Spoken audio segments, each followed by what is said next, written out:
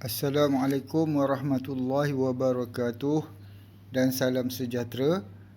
Hari ini kita akan belajar bab 1 mata pelajaran asas kelestarian, iaitu perkembangan teknologi dan kelestarian.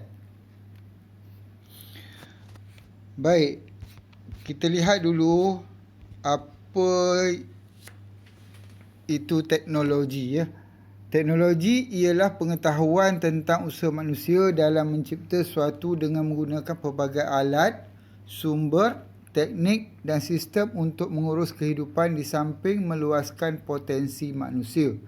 Sementara kelestarian merupakan satu usaha menghindari pelupusan sumber serta memastikan kadar kerosakan terhadap alam sekitar adalah pada kadar minimum. Dua istilah ini saling berkait bagi memastikan kelangsungan hidup yang sejahtera.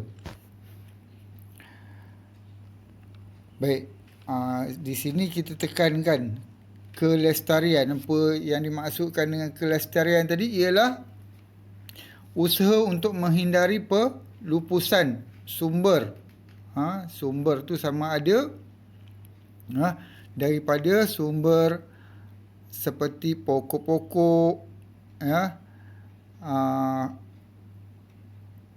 daripada macam haiwan, sumber makanan kita, haiwan, pokok-pokok, dan memastikan kerosakan terhadap alam sekitar juga adalah pada kadar yang minimum supaya sumber-sumber ni dapat bertahan dengan lebih lama. Kalau kita tak jaga alam sekitar kita, haiwan-haiwan seperti ikan-ikan, hidupan-hidupan ni akan pupus,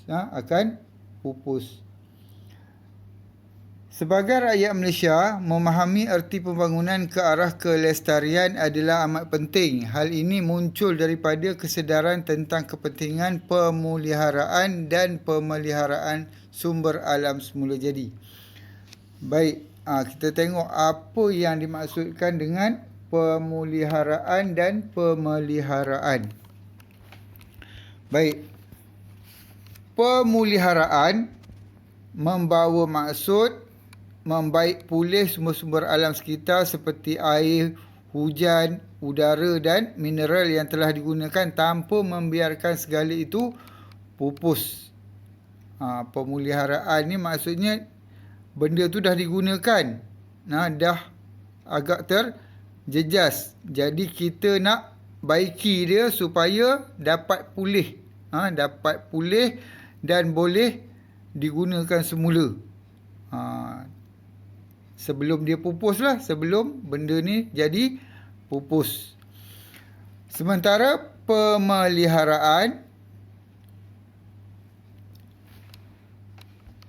meliputi aspek penjagaan dan perlindungan untuk mengekalkan sumber-sumber semula jadi daripada diteroka dengan rakus oleh manusia. Pemeliharaan ni maksudnya kita jaga dia sebelum dia rosak.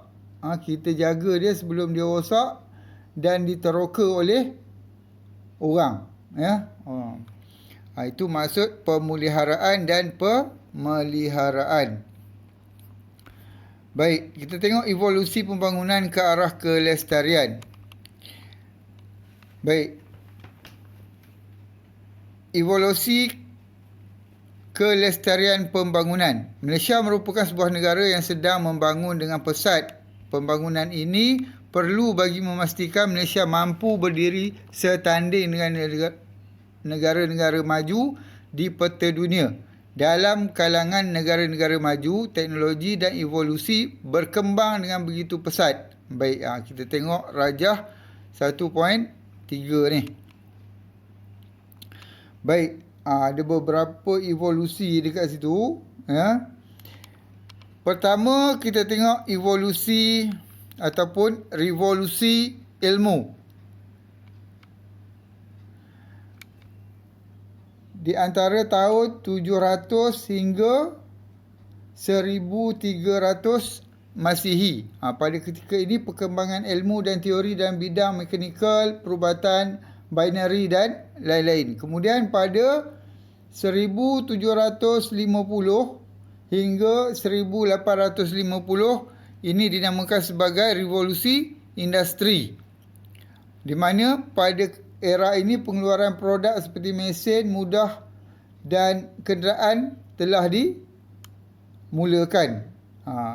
Kemudian pada abad ke-20, ini dinamakan sebagai era modernisasi, dan abad ke-21 sebagai era teknologi maklumat dan digital, dan juga pembangunan lestari.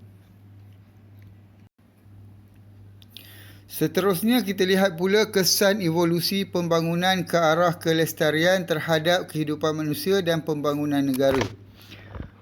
Dalam membincangkan isu kelestarian, terdapat 3 elemen penting yang terlibat, iaitu ekonomi, sosial dan alam sekitar. Baik, bila kita bercerita tentang kelestarian, kita mesti ingat 3 elemen ini, iaitu ekonomi, sosial dan alam sekitar. Ketiga-tiga elemen kelestarian ini perlu digunakan untuk mengukur kejayaan suatu pembangunan yang lestari. Untuk itu, kesan pembangunan terhadap kehidupan manusia dan pembangunan sesebuah negara perlu dilihat daripada perspektif ketiga-tiga elemen ini. Baik, kita lihat jadual 1.2 ni, iaitu kesan evolusi pembangunan terhadap manusia dan pembangunan negara. Baik, di sini pertama kita lihat dulu kesan ekonomi terhadap kehidupan manusia. Baik, pertama, penggunaan alat dan mesin-mesin yang dapat membantu pekerja untuk bekerja dengan lebih efisien. Dapat menggunakan alat mesin-mesin dengan lebih cekap,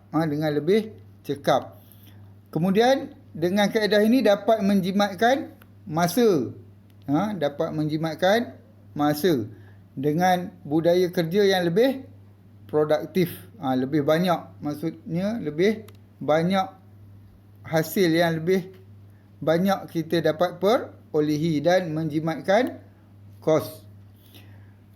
Kemudian terhadap pembangunan negara, kesan terhadap ekonomi terhadap pembangunan negara ni, iaitu pertama, penghasilan teknologi yang lestari dapat memaksimumkan penggunaan sumber negara secara optimum bagi meningkatkan pendapatan negara.